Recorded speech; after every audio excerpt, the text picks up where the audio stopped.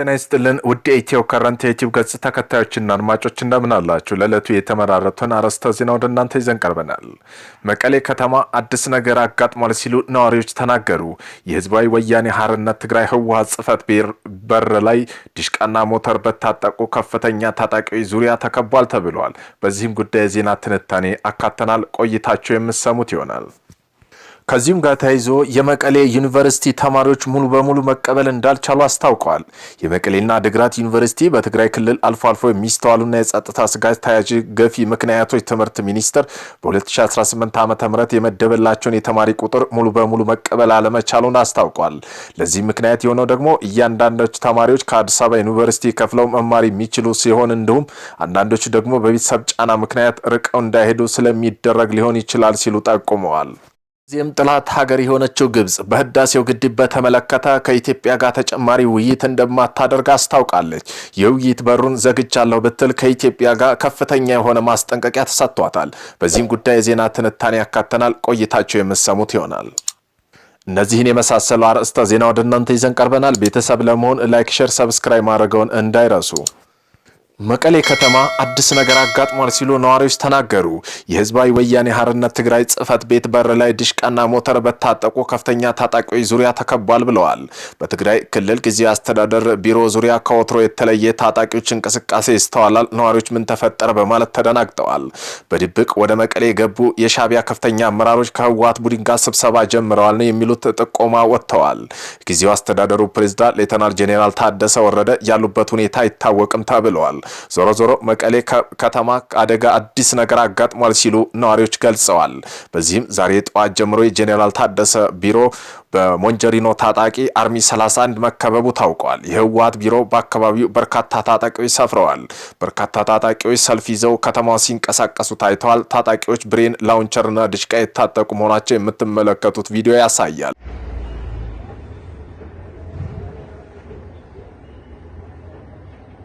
በመሆኑ ሞንጀሪኖ ዛሬ ሙሉ ካቢናቸውን በአስቸኳይ ስብሰባ መቀሌ ጠርተዋል። በህወሓት የሚተዳደረው የንግድና ሌሎች ድርጅቶች የባንክ አካውንት እንዲታገድ በሁሉም ባንኮች ተጽፏል። አርሚ 31 የጦር አመራሮች እንዋጋለን አንዋጋም በሚል ለሁለት የተከፈሉ ሲሆን አንዋጋም ያሉት መሳሪያቸውን ለቤተሰቦቻቸውና በነጻ መሬት ሐራ የሚንቀሳቀሱ ታጣቂ የሰጡ መሆኑን ምንጮች ጠቁመዋል። የታላቁ ህዳሴ ግድብ በተመለከተ ከኢትዮጵያ ጋር ተጨማሪ ውይይት እንደማይደረግ የግብጽ የውጭ ጉዳይ ሚኒስተር ባደር አብደላቲ ለቢሲ ተናግረዋል። ከቢሲ ፎክስ ኦፍ አፍሪካ ጋር ቃለ ምልልስ ያደረጉት የውጭ ጉዳይ ሚኒስተሩ ላለፉት 13 ዓመታት የተደረገው ውይይት አንዳች መፍትሄ አለማምጣቱን ነው ብለዋል። የህዳሴው ግድብ ከተመረቀ በኋላ በኢትዮጵያና በግብጽ መካከል ያለው ግንኙነት የበለጠ መሻከሩን ጠቅሰው በዚህ መካረር ምክንያት ዓለም አቀፋዊ ማህበረሰብ ስጋት ሊሰማው እንደሚገባ ተናግረዋል። ባለፉት 13 ዓመት በሀገሪቱ መካከል የተደረገው ውይይት ውጤት ባለማስገኘቱ ግብጽ ባለም አቀፍ ህግ መሰረት የውሃ ደህንነቷን እንደምታስከብር አክለዋል። ከዚህ ቀደም ከኢትዮጵያ ጋር የተደረገው ውይይት ምንም ውጤት ባለመገኘቱ በቀጣይ ንግግር ማድረግ አስፈላጊ አይደለም ብለዋል የውጭ ጉዳይ ሚኒስተሩ። የግድቡ ጉዳይ ከኢትዮጵያ ጋር ካለን የሁለትዮሽ ግንኙነት የሚያያይዝ ነው ያሉ ሚኒስትሩ ግድቡ እንደተናጠለ እርምጃ ነው የምንቆጥረው ብለዋል። አክሎም ህገ ወጥ ነው ሲሉ የመንግስታቸውን አቋም አንጸባርቀው ግድቡ ከዓለም አቀፍ ህግ ጋር የሚጣጣም አይደለም ሲሉ የውጭ ጉዳይ ሚኒስተሩ ዓለም አቀፍ ህግ በግልጽ እንደሚለው ከሆነ ማንኛውም ድንበር ተሻጋሪ ወንዝ ለዓለም አቀፍ ህግ መርሆች መመራት አለበት። ይህም ማለት ማሳወቅና ጉዳት አለማስከተሉ ማረጋገጥ ያስፈልጋል በማለት አብራርተዋል። ከአንድ ወር በፊት ግብጽ ብሔራዊ ጥቅሟን የውሃ ደህንነቷን ለማስጠበቅ አስፈላጊ የሆኑ ሁሉ እርምጃ እንደምትወስድ ፕሬዝዳንት አብዱል ፈታህ አልሲሲ መናገራቸው ይታወሳል። ኢትዮጵያ በሰጠችው ምላሽ ግብጽ ህገ ወጥና የበላይነት የተሞላበት መንገድ አባይ ወንዝ ለመቆጣጠር መሞከሯ ቀጥላለች ብለዋል። አልሲሲ ግብጽ ዲፕሎማሲያዊ እንደ መንግስታቱ ድርጅት ባሉ ዓለም አቀፋዊ ተቋማት መተማመኗን እንደ ድክመት መቆጠር የለበትም ብለዋል። ፕሬዝዳንቱ ኢትዮጵያ ታላቁ ህዳሴ ግድብ በማስተዳደር ረገድ እየተከተለች ያለው ኃላፊ የጎደለው አካሄድ ሀገራቸው እጇን አጣጥፋ አትመለከትም ብለዋል። ኢትዮጵያ የውሃና ኢነርጂ ሚኒስተር በሰጠው ምላሽ ኢትዮጵያ በአባይ መጠቀም መብቷ አሳልፋ እንደማሰጥ አረጋግጧል። ኢትዮጵያ ጠላቶቻቸው በኩል በእጅ አዙር ጫና ቢበረታባትም የኢትዮጵያ እርገት አይቀለበስም ሲሉ አክለዋል። አክለዋል። ከቢሲ ፎክስ ኦፍ አፍሪካ ቃለ ምልልስ ያደረጉት የግብጽ የውጭ ጉዳይ ሚኒስተር ባድር አብድላቲ የህዳሴው ግድብ ከዓለም አቀፋዊ ህግ ውጭ የተወሰደ አንድ ወገንተኛ እርምጃ ነው፣ ይህ የሚያሳዝን ነው፣ እኛ ስላላማከር እውቅና እንሰጥም ብለዋል። ያሳለፍነው መስከረም ወር ማገባደጃ ላይ የተባበሩት መንግስታት ድርጅት ጠቅላላ ጉባኤ ሲካሄድ የውጭ ጉዳይ ሚኒስትሩ በታላቁ የኢትዮጵያ ህዳሴ ግድብ ምክንያት በታችኛው ተፋሰስ የሚኖሩ ሚሊዮኖች ህይወት አደጋ ላይ ጥላለች ብለው በመክሰሳቸው ሀገራዊ ጉዳይ ዓለም አቀፋዊ ፍርድ ቤት ተወስደዋለች ብለዋል። በዚህም ጉባኤ ላይ የተገኙት የተባበሩት መንግስታት ድርጅት የኢትዮጵያ ምክትል ቋሚ ተወካይ የሆኑት የሱፍ ካሳይ ለግብጽ የውጭ ጉዳይ ሚኒስተር በሰጡ ምላሽ ግብጽ ስለ ታላቁ ህዳሴ ግድብ ያደረገችው ንግግር መሰረት አልባና አሳሳች ነው ሲሉ አጣጥለውታል። ግብጽ ስለ ህዳሴው ግድብ ተአማኒ ያልሆነ ክሶች በተደጋጋሚ ወደ ተባበሩት መንግስታት ድርጅት የጸጥታው ምክር ቤት አቅርባለች ሲሉ አክለዋል። የህዳሴው ግድብ ከተመረቀ በኋላ ግድቡ በአግባቡ ባለመተዳደሩ ምክንያት የተለቀቀው የውሃ በሱዳን ጎርፍ አስከትሏል የሚል ግብጽ ክስ አቅርቦ ነበር። ኢትዮጵያ ክሱን አስተባብላ የግብጽ ክስ ዓለም አቀፋዊ ማህበረሰብ ለማሳሳት እንዲሁም ሐሰተኛ የተጎጂነት ትርክት ለመፍጠር ያለመ እንደሆነ ገልጻለች።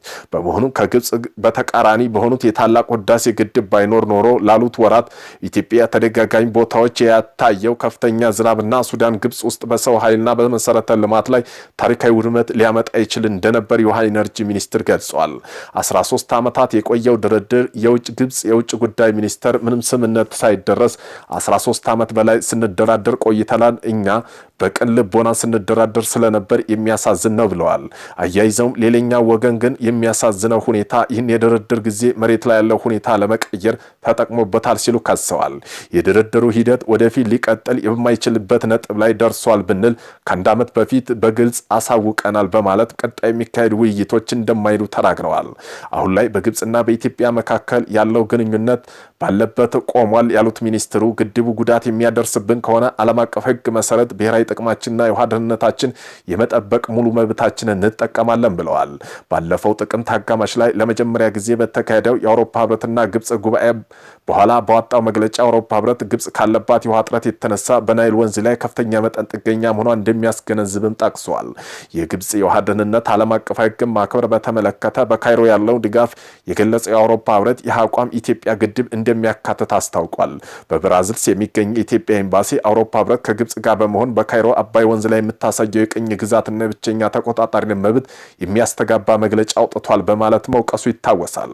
አውሮፓ ህብረትና ግብጽ ያወጡት የጋራ መግለጫ በኢትዮጵያ ላይ የተሳሳተ አድልኦ ያለበት ጠበኛ አቋም ያሳየ እንደሆነ በመግለጽ ተቃውሞ አሰምተዋል። በመሆኑም ከቢቢሲ ኦፍ አፍሪካ ጋር ቃለ ምልልስ ያደረጉት የግብጽ የውጭ ጉዳይ ሚኒስተር በናይል ተፋሰስ ውስጥ ከሚገኙ ሀገራት መካከል 98 በመቶ የሚሆነው ውሃ ከናይል ማግኘት ግብጽ የወንዙን ጥገኛ ሆነ ብቸኛ ሀገር ናች ብለዋል። ሌላው የውሃ ምንጭ የለንም ያሉት ሚኒስትሩ ከናይል ወንዝ በየዓመቱ 55.5 ቢሊዮን ኪዩብ ሜትር ውሃ እንደሚያገኙና ግብጽ የምትጠቀመው ዓመታዊ ውሃ መጠን ደግሞ ከ80 ቢሊዮን ኪዩብ ሜትር በላይ እንደሚሆን ጠቅሰዋል። ስለዚህ ባለን የውሃና በፍላጎታችን መካከል ያለው ክፍተት የምንሟላው ውሃ በድጋሚ ጥቅም ላይ መዋል ነው ብለዋል። በዓለም ላይ 4 ጊዜ ውሃ እንደገና ጥቅም ላይ እንደምታዋል ብቸኛ ሀገር ነን ሲሉም አክለዋል። በዚህም በዓለማችን ላይ በርዝመቱ የሚታወቀው አባይ ናይል ወንዝ ከ85 በመቶ በላይ ውሃ የሚያገኘው ከኢትዮጵያ ነው። የወንዙ አብዛኛው ውሃ የምትጠቀመው ግብጽ ከኢትዮጵያ ግድብ በመገንባቱ የውሃ መጠን ይቀንስብኛል ስትል ከሳለች። ኢትዮጵያ ይህን ወንጀላ ተደጋጋሚ ውድቅ አድርጋለች። የግብጽ ሚኒስተር በበኩላቸው ከውሃ አንጻር ከድህነት ወለል በታችነን የተባበሩ መንግስታት መርህ መሰረት የድህነት ወለሉ በነፍስ ወከፍ 1000 ኪዩብ ሜትር ነው። የግብጽ የነፍስ ወከፍ ድርሻ 500 ኪዩብ ሜትር ነው ብለዋል። ውሃ ከሌለ ስልጣኔ ፒራሚድ ምንም አይኖርም ብለዋል። ግብጽ በቀጣይ ምን ልታደርግ እንደምትችል የተጠየቁ ሚኒስትሩ ዓለም አቀፍ ሕግና የተባበሩ መንግስታትን ስምምነት መሰረት እንደሚቀጥሉ አስታውቀዋል። ኢትዮጵያ በተደጋጋሚ የውይይት በር ክፍት መሆኗን ገልጻለች። የውጭ ጉዳይ ሚኒስትሩ በበኩላቸው ለ13 ዓመታት ስትነጋገር ምንም ነገር አልደረስንም፣ ምንም መግባባት አልደረስንም። ስለዚህ በዚህ ማለቂያ በሌለው መንገድ መቀጠል ሌላኛው ወገን መሬት ላይ ያሉ ነገሮች እንዳይቀየር እድል አንሰጥም ብለዋል። ኢትዮጵያ፣ ግብጽና ሱዳን በታላቁ ህዳሴ ግድብ አስተዳደርና የውሃ ሙሊት ላይ ለዓመታት ድርድር አድርገዋል። ሆኖም ሁሉም የሚያስማማው መቋጫ ላይ ሳይደርስ የግድቡ ግንባታ ተጠናቆ ስራ ጀምረዋል። በመሆኑም ግብጽ በአፍሪካ ግዙፍ የሆነው ግድብ ጉዳይ ባለፉት ዓመታት ለተባበሩት መንግስታት ድርጅት ለአፍሪካ ህብረትና ለአረብ ሊግ በማቅረብ በኢትዮጵያ ላይ ጫና ለማሳደር ሞክራለች። የጸጥታው ምክር ቤት በዓለም አቀፍ ደረጃ ሰላምና ደህንነት የሚመለከተው ዋና መድረክ ስለሆነ ይህን ጉዳይ ግልጽ የሆነ ዓለም አቀፋዊ ደህንነትና የሰላም ስጋት ስለሆነ ወደ ምክር ቤቱ ያመራል ሲሉ የውጭ ጉዳይ ሚኒስትሩ ተናግረዋል።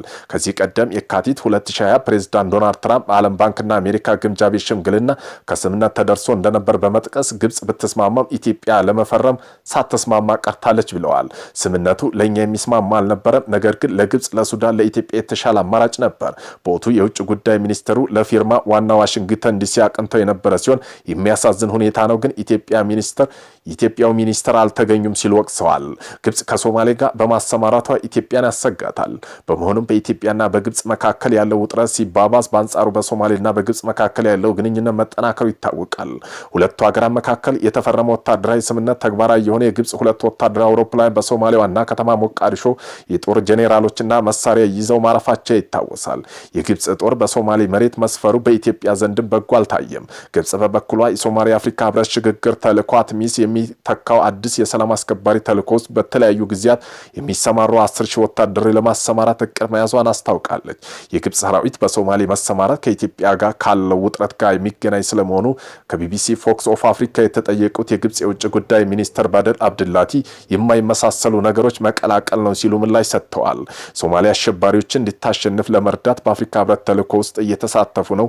እኛም ከሶማሌና ከአፍሪካ ህብረት በቀረበልን ጥያቄ መሰረት ነው የተሰማራ ነው ብለዋል። ከኢትዮጵያ በኩል ስለሚነሳው ስጋት በተደጋጋሚም ተጠይቀው በግልጽ እንነጋገራለን። በአፍሪካ ህብረት የሰላምና ጸጥታ ምክር ቤት ተጠይቀን እንዲሁ ከሶማሌ መንግስት ጋር በጽሁፍ በቀረበው ጥያቄ የተሰማራ ነው ብለዋል። የሶማሌ ግዛት አንድነትና ሉዓላዊነት መጠበቅ እንዲሁም አልሸባብና ሌሎች የሽብርተኛ ድርጅቶችን ለመከላከል እንድንረዳቸው ጥሪ አቅርበዋል ሲሉ መልሰዋል።